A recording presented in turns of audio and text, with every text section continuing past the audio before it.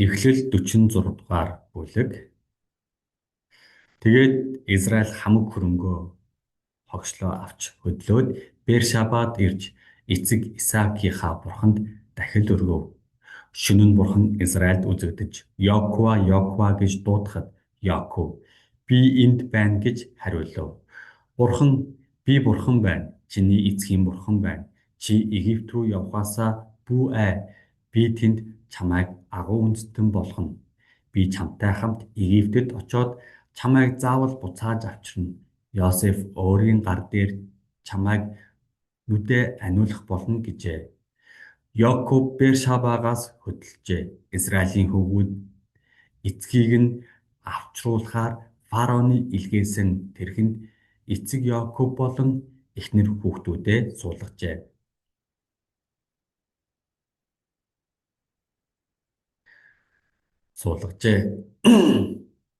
Тэд бас Марс руугээ Канаан нутагт хуримтлуулсан эд хөрөнгөө авав. Яков болон түүний ур удам бүгдээрээ Египтэд очлоо. Тийхүү Яков хүүгүүд ач хүүгүүд охид ач охид болон бүх үр удмаа дагуулад Египтэд очжээ. Египтэд очсон Израилийн гэр бүлийнхний нэр нь ийм билээ.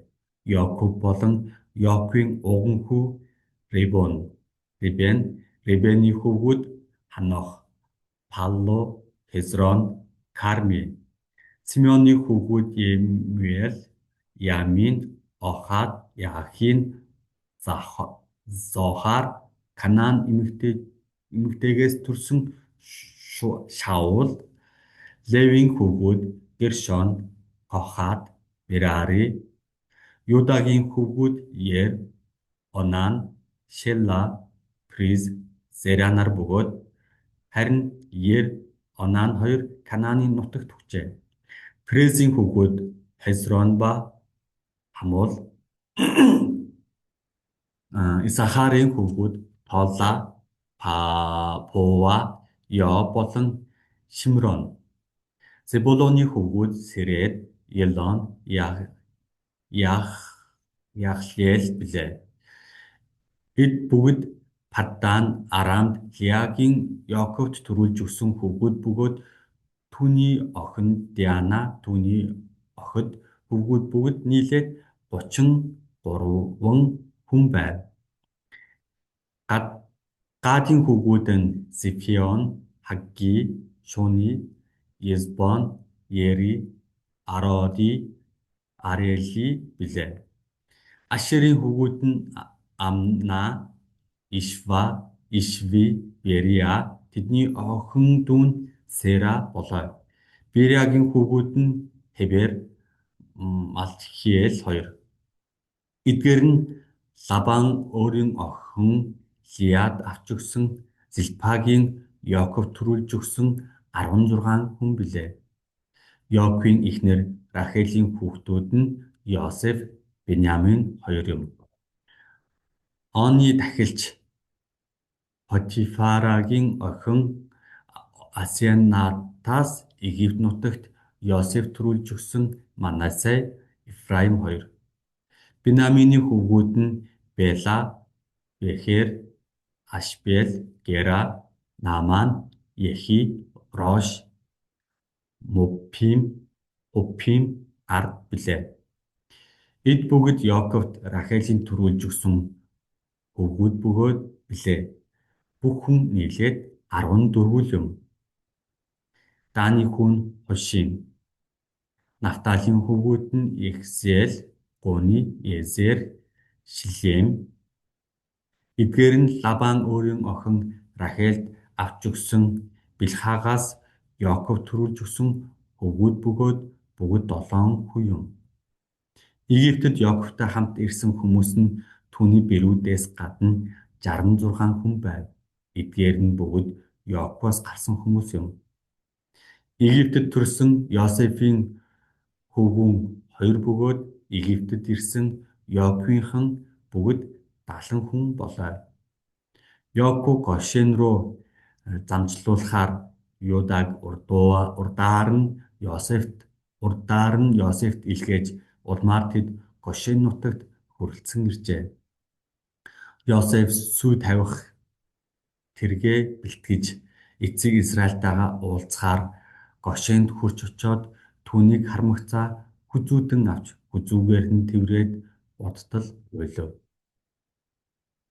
Израиль Йосефт "Чиний амьд байгааг харж царай зүсийг чинь үзснээс хойш би одоо өгсөн ч яах вэ" гэв. Йосеф өөрийн ах トゥ нар болон эцгийхэндээ "Би очиж фараонд хэлье. Би түүнд Канаанд байсан ах トゥ нар маань болон эцгийнхэн маань над дээр хурж ирлээ. Тэд бол хончид угаасаа мал малласаар ирсэн ус. Тэд мал сүргээ хамаг эд хөрөнгөө авч ирсэн" гэв. Фараон та нарыг дуудаж "Та нар юу хийдэг улс вэ" гэж асуухаар нь "Египтэд хончид жигшүүртэй байдаг тул та нар таны зарцнаар болон бидний эцэг өвгөд хар багаасаа л өдий хүртэл мал малласаар ирлээ гэж хэлээрэй. Тэгвэл та нарыг Гошен нутагт байлгах болно" гэв. Эхлэл 47 дугаар бүлэг. Йосеф фараонд очоод "Миний эцэг болон ах нар маань мал сүрэг хамаг эд хөрөнгөө авч Канаанаас хурж ирээд одоо Гошен нутагт байна" гэв. Ах нараасаа 5 хүнийг авч Фараонд бараалхуулжээ.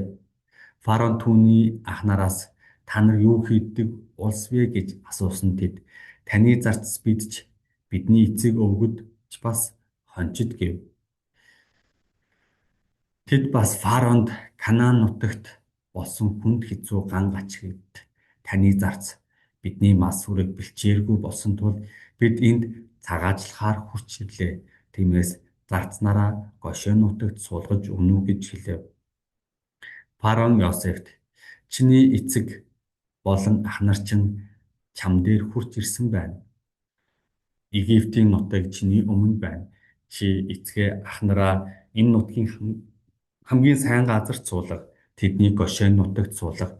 Хэрэв тэдний дунд чадвартай сайн хүмүүс байгааг мэдвэл миний мал сүргийг тэдэнд хариуцуул" гэв. Йосеф эцэг Якова дагуулж ирээд Фараонд бараалхуулжээ. Фараоныг юров. Фараон Яковаас "Таны нас сүдэр хэд вэ" гэж асуусанд Яков Фараонд "Цагаачлан амьдарч явсаар насны хоног минь 130 жил болж байна. Амьдралын минь жил өдрүүд цөөн боловч би хүнд бэрхийг тууллаа. Гэхдээ цагаачилж явсан эцэг өвгдийнхөө он жилүүдэд нас минь хүрээгүй байна" гэв. Яков Фараоныг юрөөгөөд тэндээс гарч одов. Йосеф Фараоны тушаасан ёсоор эцэг болон ах нараа тэнд суулгаж Египтийн хамгийн сайн газар Рамсес нутгийг тэдэнд өмч болгон өгчээ. Йосеф өөрийн эцэг ах нар болон эцгийнхээ бүх гэр бүлийн хүүхдүүдийнх нь тоогоор хүнсээр хангах болжээ.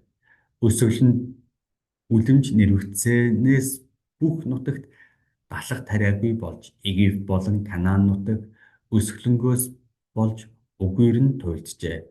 Египт болон Канаан нутгийнхны үр тариа худалдан авсан бүх мөнгийг Йосеф цуглуулав. Тэгээд Йосеф мөнгийг Фараоны ордонд авчрав. Египт болон Канаан нутгийн мөнгө дуусахад египтчүүд бүгдээрээ Йосеф дээр ирж "Бидний хамаг мөнгө дууссан. Бидэнд талах тариа өгөөч. Бид яагаад таны өмнө үхэх ёстой юм бэ" гэсэнд Йосеф "Та нар малаа авчирч өг. Хэрэв мөнгө чинь дууссан бол малын чинь оронд би түүнийг нь өгье" гэлжээ. Тиймээс тэд мал сүргээ Йосефт авчирч өгөв. Йосеф тэдний авчирсан адуу, хонь, ямаа, үхэр болон ижигний оронд талах тариа өгчээ. Йосеф бүх мал сүргийнх нь оронд тэднийг тэр жилдээ талах тариагаар хангав. Тэр жил өнгөрч дараагийн жил нь тэд Йосеф дэрж "Мөнгө дуусаж мал сүрэг маань эзэн танд маань байгааг бид эзнээсээ нуух юм. Эзний минь өмнө өөрсдий маань би газар нутгаас маань өөр юу ч үлдсэнгүй. Би ч газар нутаг маань ч таны нүдэн дээр яагаад Бид ч газар нутаг маань таны нүдэн дээр яагаад хүрх ёстой юм бэ? Бидний болон газар нутгийг маань талах тариагаар арилжиж аваач. Бид газар нутагтайгаа хамт фараоны зарт болцгоё. Бид үхэлгүй амьд байж газар нутаг маань хоосрохгүй тулд үр тариа хайрлаач гэв. Тиймээс Йосеф Египтийн бүх нутгийг арилжиж аваад фараонд өгчээ. Хүнд хэцүү өсөглөн нэрвэгдснээс болж Египтийн хүн бүр өөрийнхөө газрыг худалдав. Ийхүү газар фараоных болжээ. Йосеф Египтийн нутгийн нэг захаас нөгөө зах хүртэл хүмүүсийг нь хотуудад нүүлгэн шилжүүлжээ. Зөвхөн тахилчдын газрыг л арилжсангүй. Учир нь тахилчид фараоноос тогтсон орлоготой фараоноос өгдөг тогтсон орлогоороо амьдардаг учраас тэд газраа худалдсангүй. Йосеф ард түмэнд харагтун би та нарыг болон та нарын газрыг өнөөдөр фараонд арилжиж авлаа. Энд үр тариа байна. Одоо газар хөрсөндөө тариалцгаа. Та нар ургацаа хурахдаа 1/5-ийг нь фараонд өгөөд үлдсэн 4% нь харин өөртөө талбайд тарих үр ба өөрсдийнхөө бас гэрийнхэндээ үр хүүхэдтэй хоол хүнс болгох гэсэнд тэд та бидний амийг авралаа. Бид эзнийхээ нүдэнд тааллыг олох болтугай. Бид фараоны зарц болцгоё гэлээ. Йосеф 1/5 нь фараонд хамаарах газрын тухай тогтоол гаргасан нь өнөөдрийг хүртэл хүчинтэй ажээ. Зөвхөн тахилчдын газар л фараоных болсонгүй. Израильчууд Египт нутагт Гошен газарт нутаглан сууж тэндээ суурьшин өсөж үржээд үлэмж олвол болжээ. Яков Египтийн нутагт 17 жил амьдран сууж тэдний амьдралын хоногуд 147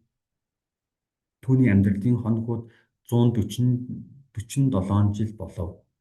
Израилийн үхэх хоног нь ойртоход хүү Йосефо дуудаж түүнд би одоо чиний нүдэнд тааллыг олсон бол чи гараа миний үүсгэн доор хийж надад инрэл хайр ба үннээ харуулan намайг Египтэд битгий оршуулаарай.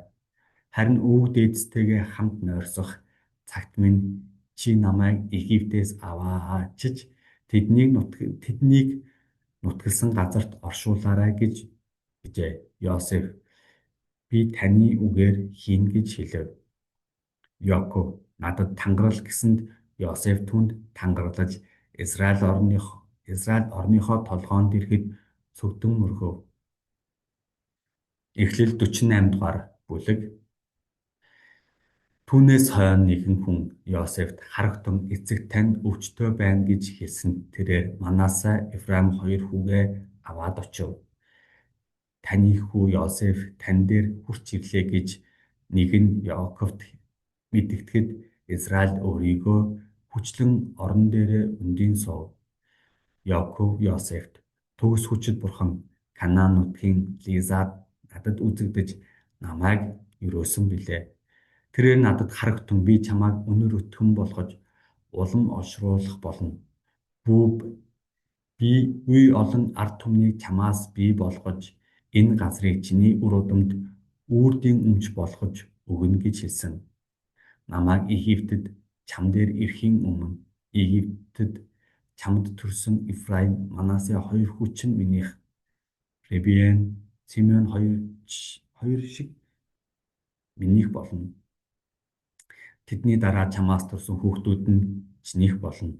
Тэд ахт нарынхаа нэрийн дор тэдний өвийг өвлөх болно. Намайг Падданаас ирэх үед Ефрат хүрхийн өмнөх Канаан нутагт зам зууртаа Рахел өөд болсон бөгөөд би түүнийг Ефрат хүрдэг замд оршуулсан билээ. Ефрат бол одоогийн Бэтлехэм гэв. Тэгээд Йосефийн хүүгүүдийг Израиль хараад эднэр чинь хэн бэ гэсэнд Йосеф эднэр бол энд Бурханаас надад хайрлсан миний хүүгүүд гэж эцэгтэй хэлв. Эцэг нь одоо тэднийг над дээр авчир. Би тэднийг ерөөе гэлээ. Израиль өндөр настай болсон тул нүдэн муудаж харж чадахгүй болсон байв. Йосеф хоёр хүүгээ эцэгтэй авчирхад тэр хүүгүүдийг нь тэврэн үнсэв. Тэгээд Йосефт би чиний царайг харна гэж хизээж бодоогүй. Гэтэл харагтун Бурхан чиний үр удмыг ч бас надад харууллаа гэв. Йосеф эцэнхээ овд өгнөөс хоёр хүүгээ авч газар сүгдэн мөргөв. Йосеф хоёр хүүгээ аваад Ефраимыг өөрийнхөө баруун гараар, Израилийн зүүн гар талд, Манасайг өөрийнхөө зүүн гараар, Израилийн баруун гар талд гарган эцэгтэй авчрав. Израиль баруун гараа сунган баг хүү Ефраимийн толгой дээр тавьж, Манасай нь хэдийгээр том хүн боловч түүний толгой дээр зүүн гараа зөрүүлэн тавьжээ. Тэрээр Йосефийг өрөөгөөд миний өвөг эцэг Авраам, төрсөн эцэг Исаак хоёртоо алхаж байсан Бурхан, бүхий л амьдралын минь турш өнөөдрийг хүртэл намайг хонжилсон Бурхан, намайг элдв гай зовлонгоос зольсон Тэнгэр элч энэ хүүхдүүдийг өрөөж тэд миний нэрээр болон миний эцэг Авраам бас төрсөн эцэг Исаакийн маань нэрээр дуудуулж газар дэлхий дээр өнөр өтгөн болох болтугай гэв. Эцэг нь баруун гараа Ефраимийн толгой дээр тавьсныг Йосеф хараад сэтгэлд нь нийцээгүй тул эцгийнхээ баруун гарыг Ефраимийн толгой дээрээс авч Манасагийн толгой дээр тавих гэв. Тэгээд эцэгтэй энэ бишээ эцэг минь энэ нь ууган хөө та баруун гараа түүний толгой дээр тавина уу гэсэнд эцэг нь татгалзаж би мэдэж байна хүмүн би мэдэж байна. Тэр бас нэгэн овог болж агуу их болно. Гэсэн ч дүүн түүнээс ч илүү агуу их болж үр удам нь олон үндэстэн болно гэж хэлэв. Тэгээд тэр өдөртөө тэднийг өрөөгөөд Израильчууд та нарын нэрийг барьж Бурхан та нарыг Ефраим шиг Манасай шиг болгох болтугай хэмээн өрөөх болно гэд Ефраимыг Манасайгаас дээгүүр тавив. Израиль Йосефт харагтун үхэх цаг минь боллоо. Харин Бурхан та нартай хамт байж та нарыг өвөг дээдсийн минь газарт буцаах болно. Би чамд ах нарт чинь өснөөсөө илүү нэг хувийг өгнө. Үүнийг би Аморчуудаас илд нумаараа булаан авсан юм гэв. Аамен.